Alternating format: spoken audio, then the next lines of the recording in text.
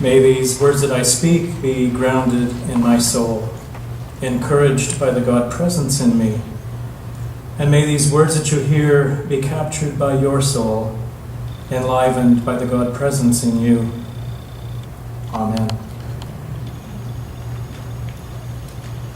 There was a memorial service in 1978 for Hubert Humphrey, former Vice President of the United States.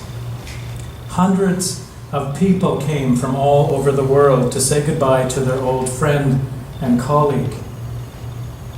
But one person who came was shunned and ignored by virtually everyone there. Nobody would look at him, much less speak to him. That person was former President Richard Nixon. Not long before, he had gone through the shame and infamy of Watergate. He was back in Washington for the first time since his resignation from the presidency. Then a very special thing happened. Perhaps the only thing that could have made a difference.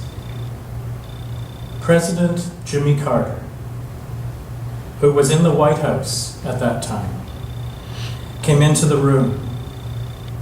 Before he was seated, he saw Nixon over against the wall, all by himself.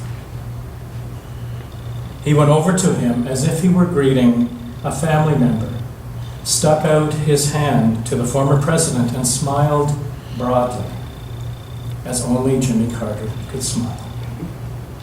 To the surprise of everyone there, the two of them embraced each other, and Carter said, "Welcome home, Mr. President. Welcome home." It was a moment of forgiveness. It was a God moment of forgiveness. I wouldn't be surprised to hear that there was a tear or two shed as two American brothers embraced from very different places and political stripes. It was an act of compassion that was no doubt transformative for many in that room that witnessed it that day.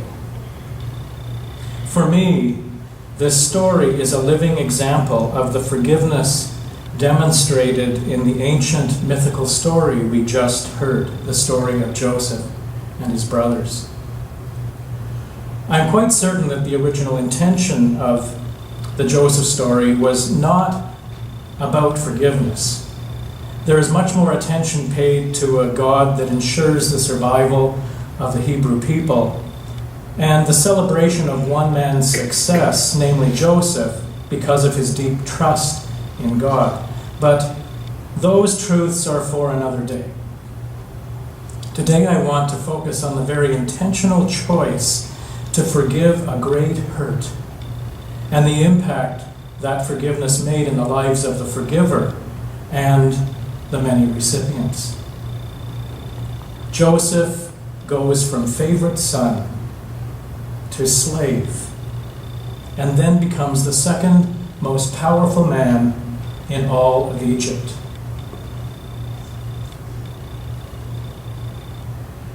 And as he stands before his brothers, his perpetrators, he becomes completely vulnerable, and filled with compassion, he weeps openly and forgives them all. It causes me to wonder what it was about Joseph that he could come to that place of forgiving those who had hurt him so deeply. It seems hard to imagine that simply seeing them again after all those years melted his heart. After all, they had given him nothing but grief in his early years. No, I believe this story is intended to help us see that forgiveness is hard. And true forgiveness takes practice. Jesus knew forgiveness was a spiritual practice. It is not ever forgive and forget. Rather, I believe it is forgive, remember the hurt, forgive, remember the hurt, and forgive again, as many as 77 times, metaphorically speaking. Writer and therapist Stephanie Dowrick, in her book Forgiveness and Other Acts of Love, says, "Forgiveness can be discovered in a moment, but more often it takes weeks, months, and sometimes years." I believe that is the nature of true forgiveness because it is the nature of the soul. Wellness and wholeness require constant practice. And my personal experience, and when it comes to hurting and being hurt, I have lots of it, as most of you do as well, I'm sure. My personal experiences tells me that I will never do well at forgiving others until I am well practiced at forgiving myself. There's a story told about an unusual incident that happened in the 1929 Rose Bowl game. Rose Bowl is a college football game, for those of you who may not be familiar. During the game, one of the players recovered a fumble and became confused and ran the wrong way. A teammate tackled him just before he would have scored a touchdown against his own team. At halftime, all of the players went into the dressing room and sat down, wondering what the coach was going to say. This young man sat by himself, put a towel over his head, and cried. When the team was ready to go back on the field, the coach stunned the players when he announced that the same players who started the first half would start the second half of the game.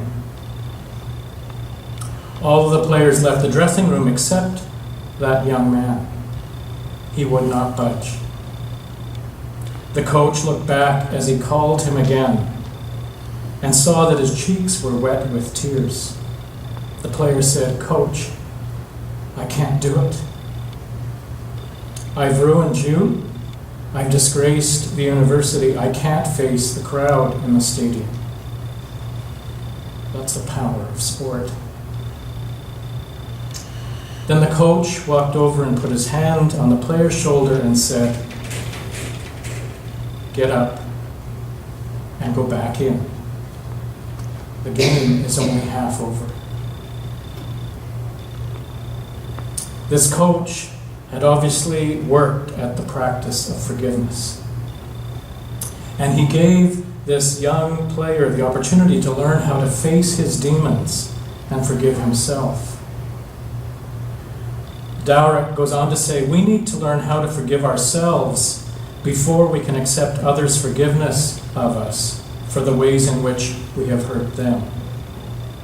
Or before we can offer forgiveness silently or face to face for the ways they have hurt us. An ancient Chinese text states, you cannot overcome the enemy. You cannot overcome the enemy until you've healed in yourself that which you find despicable in them. But I have discovered with practice, forgiveness becomes freeing, growing my soul, and increasing my wellness. There are things that I have done and said that have hurt others, which continue to come to mind, bringing guilt, anger, sadness. But now, when they come to mind, I try each time to forgive myself, remember, and forgive myself again. Likewise, I have experienced hurts and disappointments from others that are not possible to forget. And each time they surface, and they do, I forgive once again, and again, and again. What I have discovered is that forgiveness of myself and others becomes stronger and easier with practice, even if it is as many as 77 times, or I think in some cases it's probably been 777 times. But it's also important to acknowledge that forgiveness does not mean a hurt you caused or a hurt you received is now okay. Hurt is hurt. But forgiveness is intended to restore and transform relationship with ourselves, with each other, and with our world. And once again, I turn to Stephanie Borick, who says, forgiveness in no way justifies that action that caused your wounding or the wounding of another, nor does it mean you have to seek out those who have harmed you or you have harmed. It is simply a movement to release and ease your heart of the pain and hatred that binds it. It is the harvested fruit of a season of darkness followed by a season of growth, and it's very hard work. In his book, Lee, The Last Years by Charles Flood, he reports that after the Civil War, Robert E. Lee visited a Kentucky lady who took him to the remains of a grand old tree in her front yard. There she bitterly cried that its limbs and trunk had been destroyed by Federal artillery fire. She looked to Lee for a word condemning the North, or at least sympathizing with her loss. After a brief silence, Lee said, "Cut it down, my dear madam, and let it go. It is better to forgive the injustices of the past than to allow them to remain and let bitterness take root and poison the rest of your life." Forgiveness is a sacred act, an act of love. We know that the very heart of God is compassion and grace, and we are not called by God to obedience, but we are called to live compassionate lives. The practice of forgiveness is our human domain for the healing of ourselves, for the healing of our relationships, and for the healing of our world. And our God, the source of all life and the very ground of our being, becomes experienced each time that we learn to forgive. Amen. Amen. I have just before we might want to ponder as we hear the meditative music. And so I wonder if there is a hurt you have caused for which you need to forgive yourself. And I wonder if there is a hurt you have experienced for which you need to forgive another.